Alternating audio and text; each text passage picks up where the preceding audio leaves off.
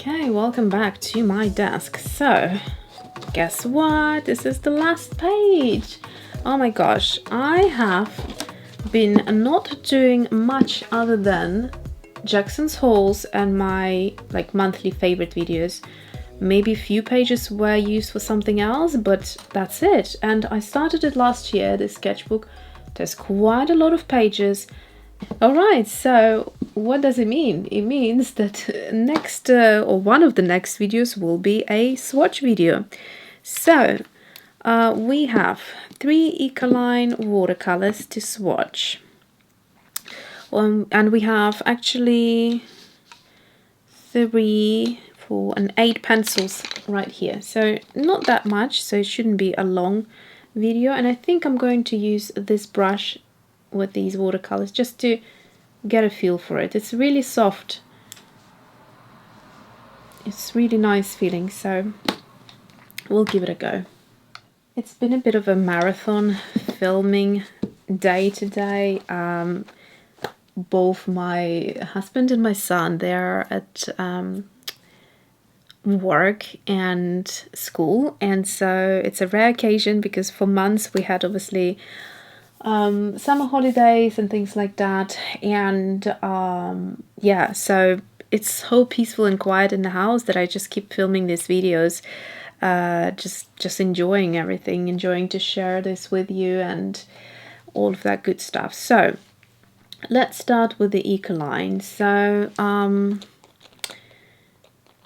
just going to drop the paint straight onto the paper, and so it kind of, actually I'm going to do one straight from the bottle and then one I will dilute. It has a tangerine color to it, so I'm not sure I would use this as it is for skin tones.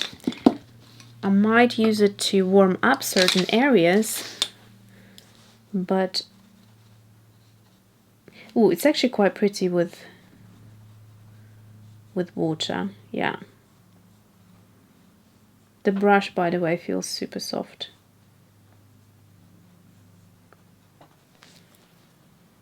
It does look quite nice when it's here, sort of to add a bit of a cheek or a little bit of warmth around the eyes. In real life, it has a bit too much peach in there, just for like a flat skin tone, like Caucasian skin tone out of the bottle. So I wouldn't really use that. In comparison, shall I just quickly swatch that?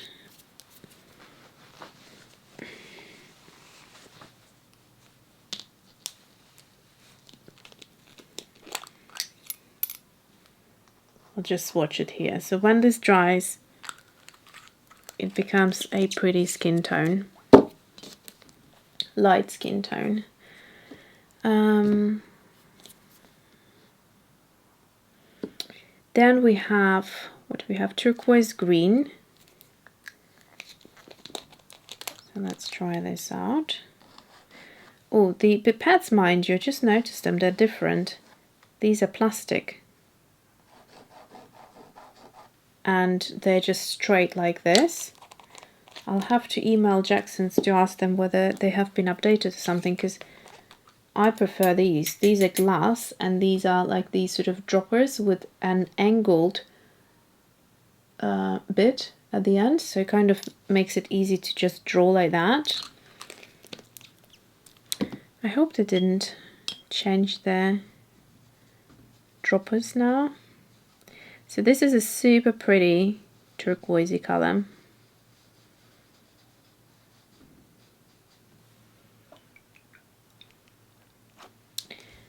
In the camera, or on the camera, for some reason it's coming out more blue. Here it's more green, so it's like a true turquoise. I'm not sure why it's doing that. And then let's have a look at the black. Yeah, same pipette as the others. I mean, it works the same, but it just Feels slightly lower quality than the glass pipette. I mean, if you haven't used the glass pipette, you wouldn't know the difference and you wouldn't really mind, I don't think. I think it still does the job, so it's fine. It's just my curiosity. So that's quite interesting. I wouldn't say it's the most intense black. It's kind of like a greyish black, which is a very good depiction here on the label. I think all of them are very, very close representation. They did a good job there. I guess it's easier when it's a dye. Okay, now let's move on to water-soluble pencils. Okay, then we have Museum Aquarelle. So if you're new to these,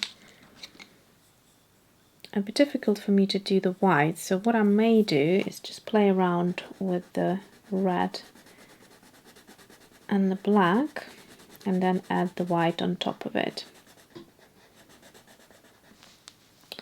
So let's do it like that, and then I'm also going to do a wet swatch and one for the white as well. So this one was the Scarlet, and then we have Payne's Grey. That's a beautiful color.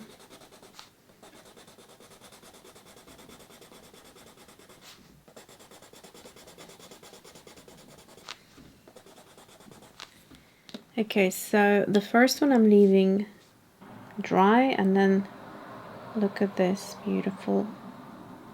I mean, for a colored pencils, there's just nothing that compares to these. They are so intense, they're so beautiful. It is literally like having watercolor pigment at its best in the shape of a pencil.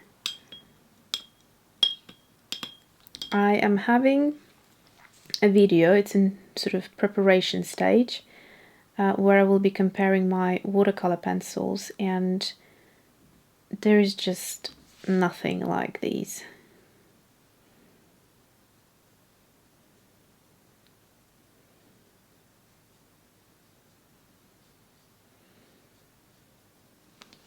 Not many artist grade brands have that many of interesting products which are so diverse. So Luminance is obviously their colored pencil.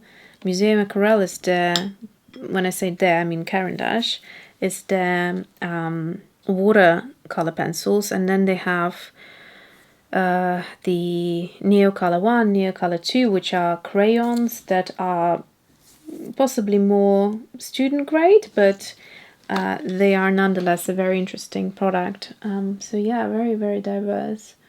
Okay, so these are, we'll let them dry, and then I'll move on to, once they dry, I just want to try the white over it. In fact, while it is still wet, maybe I'll just add a bit of that and just go in. So this pencil I bought for highlights. When I'm doing watercolor and I want a little highlight on the nose or something like that. Because it's a pencil, it would be more precise, I thought. But I will try it once it's wet, because you can see the pigment once it's wet, it's quite strong. So once they dry, I'll try to go over lines. Let's move on to the luminance now. So I have 4 colors. I'll start with the lightest, Buff Titanium. Not sure how much we will be able to see. Oh, it's nice. It's like a warm white.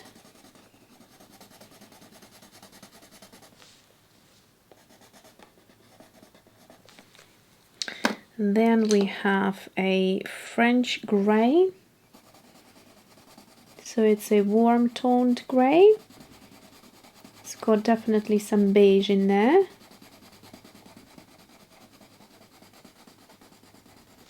So it's on the opposite scale from Payne's grey, which usually is a cool tone. So here is the Payne's grey. You'll see it's a bluey grey. And that is quite nice. And finally, I'm quite interested in seeing this Indanthrone Blue. Not a color I would use. This is actually really interesting. Super inky blue. Yes, it's not a color I would gravitate towards in my color palette, but it's very interesting.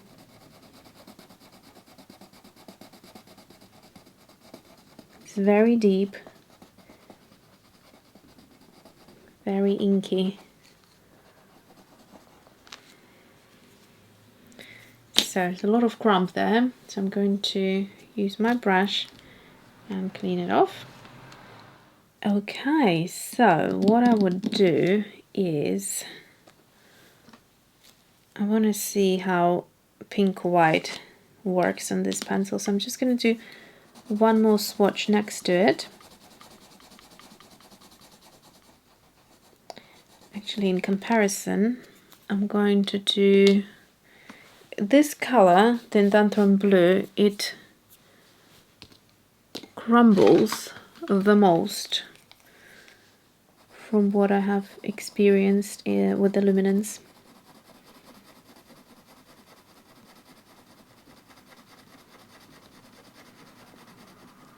So here is Indigo Blue, and what I want to do now is just take the pink white and show you what it can do.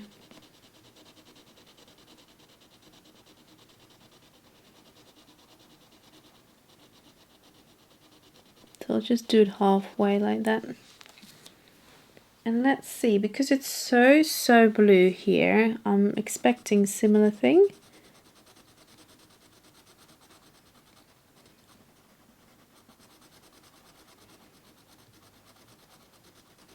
It creates a beautiful blue. So this sort of a blue I would love for the eye color. You know me, I'm quite particular with the eye colors. I'd rather not put anything in there and just have the white of the paper rather than having a color that's not right. So let me just bring it up to see. So that is on its own, and here is with the pink white on top. So it brings it out quite nicely. And then what I want to do now is, hopefully this is dry enough. Let's just see how white this is.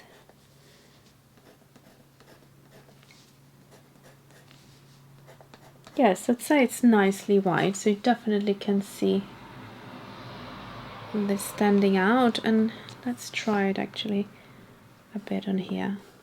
Yes, it's super white, very chalky white. So yeah, it's a good color. And then obviously if I wanted to blend that in, because it's a water soluble pencil, you can do that.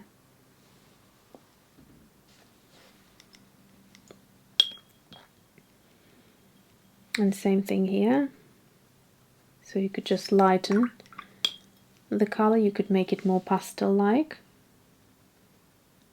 So you can see, hopefully, let me bring it closer to you.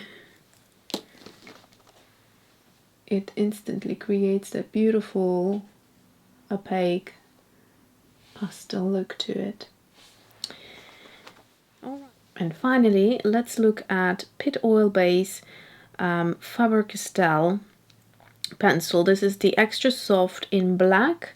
I have tried to research this pencil and understand what it is about, exactly how people, artists use these pencils in their work, but I really couldn't find that much at all. So let's just give it a go. I mean, from what I saw from the online course, it just looked like super intense black, and it worked really beautifully over gouache paints. So it is black, it is soft, it smudges a little bit, but not much. I mean, all of them would probably smudge a little bit.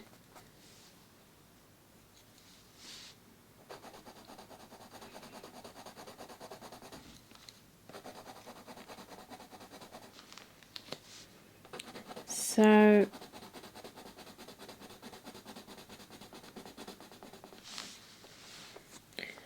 I wonder what it, yeah, I mean, it's quite, although it says it's extra soft, it actually creates a beautiful crisp line, which is, so this line is really nice and dark, and it's although it says super soft, it's not like, it doesn't feel like a pastel pencil where it just sort of, you know, goes into powder. It keeps the point nice and hard to create a nice detail. It does smudge a little bit when I use my finger, so it probably wouldn't still create on both sides of the paper. I have to try and use it in my artwork just to see how different it would be to my other pencils, because from all I know is that nothing can beat this indigo dark for a black, like for a good black with a bit of a blue tint to it. So you know, I'm not converted to this one, but it's supposed to look beautifully layered over other mediums, so I have to play with it. So that's it for the swatches today. I hope you found it useful, and maybe you discovered something you haven't seen before, or maybe it has just inspired you to go and pull out the colors that you already have that are similar to these and just start creating. So that's it. Thanks for watching, and I'll see you soon.